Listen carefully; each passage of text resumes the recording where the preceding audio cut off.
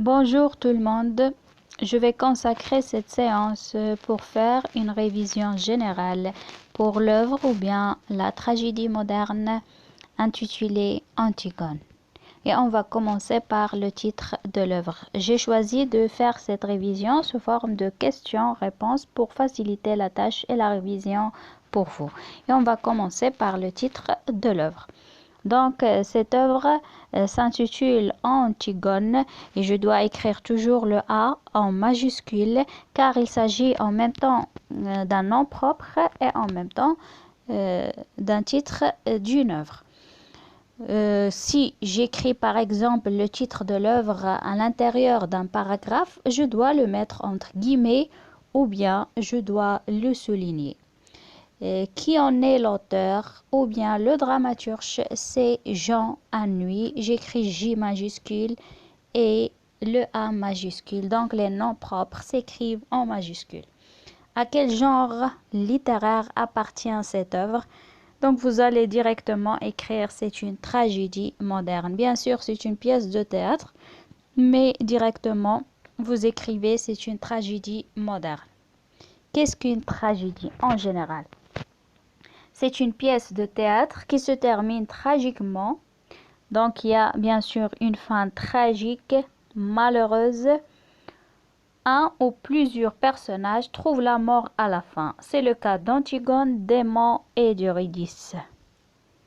Donc, Antigone, c'est la protagoniste, c'est l'héroïne tragique. Aimant, c'est son fiancé. Et Eurydice, c'est sa mère, c'est la femme de Créon. Question suivante. Est-ce qu'on montre la mort sur la scène de théâtre? Non, dans la tragédie, il y a des règles appelées les règles de bienséance qui interdisent d'exposer la violence sur la scène. C'est le messager qui informe les spectateurs sur la mort d'Antigone, d'Aimant et d'Eurydice. Donc, ce sont tout simplement les règles de bienséance. Donc, la tragédie respecte un certain nombre de règles, à savoir la règle de bienséance, de vraisemblance, l'unité de lieu, de temps, et ainsi de suite. Question suivante. Comment meurent ces personnages? Donc, Antigone est enterrée vivante. Aimant enfonce dans son sein une épée et Eurydice se coupe la gorge. Pourquoi? Antigone est condamnée à mort car son oncle maternel, le roi Créon, et elle a bravé sa loi en enterrant le cadavre de son frère Polynice. Donc Antigone a été condamnée à mort par son oncle maternel, le roi Créon, car elle a transgressé sa loi et elle a enterré le cadavre de son frère Polynice, que le roi a jeté en plein air. Aimant s'est suicidé parce que son père, le roi, a condamné sa fiancée Antigone à la mort. Eurydice, la mère d'Aimant, s'est suicidée lorsqu'elle a appris la mort de son fils. Pourquoi le roi interdit qu'on enterre le cadavre de Polynice? Car le roi le considère comme un traître. Polynice s'est allié à des princes étrangers pour attaquer Thèbes, gouverné par son frère Éthéocle, afin de s'emparer du pouvoir. Donc après la mort d'Œdipe, les deux frères se sont disputés le trône et s'entretuent bien sûr. Pourquoi recourut-il à la force?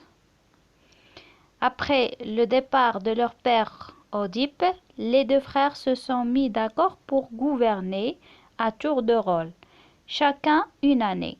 Mais après un an, Éthéocle refusa de céder le pouvoir à son frère. Donc voilà la cause de la guerre entre les deux frères. Donc Éthéocle a refusé de céder le pouvoir à son frère Polynice. Donc ce dernier fait appel à des armées étrangères pour combattre son frère et assiéger la ville qui est bien évidemment Thèbes. Question 10. Qu'advient-il d'Éthéocle? Donc le roi a réservé d'imposantes funérailles à Théocle qu'il considère comme un héros national. Mais au cours de son altercation avec Antigone, le roi va dire que les deux frères sont des voyous qui ne valent rien. Question suivante. Quels sont les personnages de la pièce? Antigone, sœur d'Ismène, leur nourrice, puis le roi Créon, époux d'Eurydice et le père d'Aimon, Aimon le fils du roi et fiancé d'Antigone, et enfin les gardes, le messager et le cœur. Pourquoi Antigone s'entête à enterrer le cadavre de son frère? D'abord, elle considère cela comme un devoir. Après, elle dit qu'il le fait sans savoir pourquoi, donc il devient un acte absurde. Comment s'appelle la chienne d'Antigone?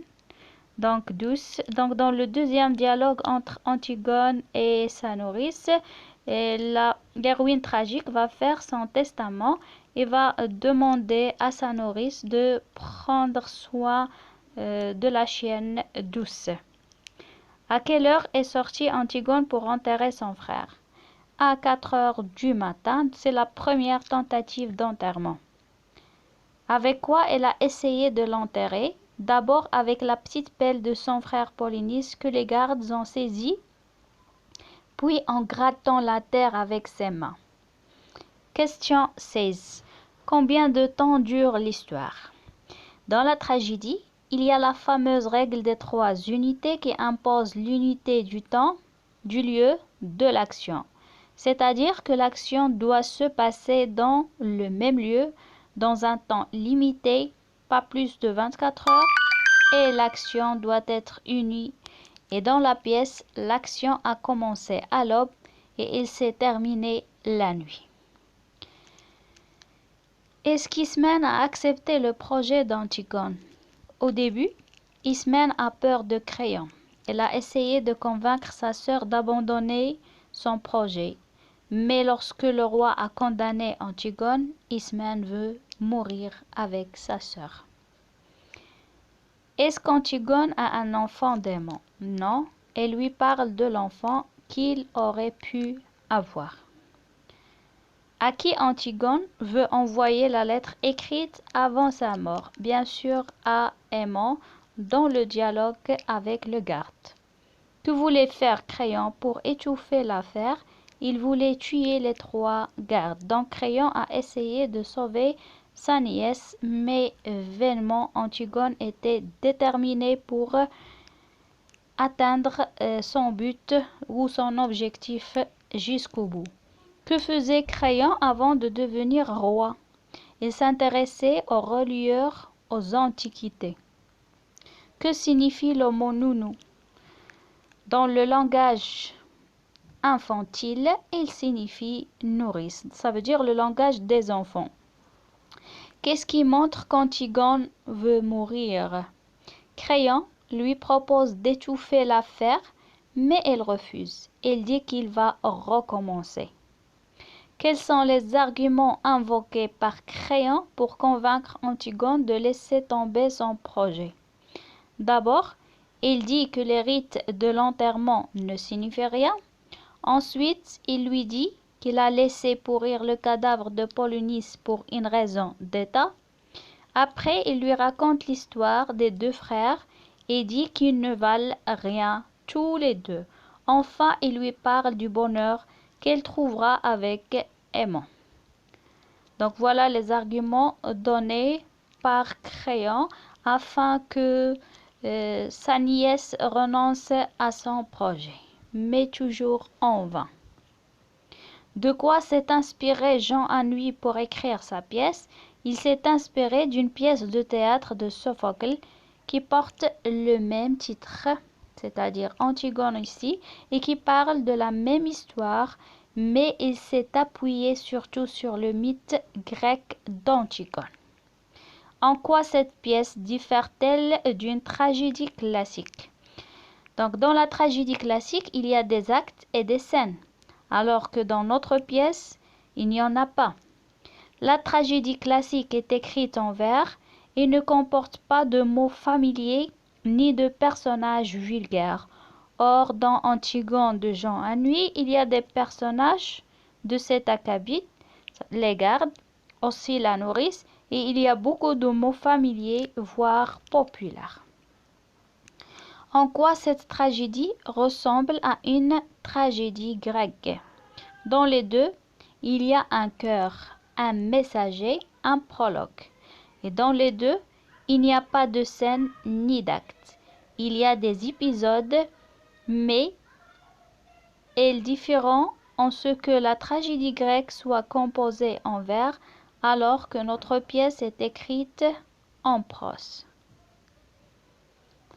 Est-ce que les événements de la pièce se passent dans notre époque ou à une époque ancienne? Les événements, même s'ils sont inspirés par un mythe ancien, se passent dans notre époque. Et on a déjà parlé du contexte historique d'Antigone. Donc Antigone, selon Jean Anouilh, représente la résistance contre l'occupation et la colonisation.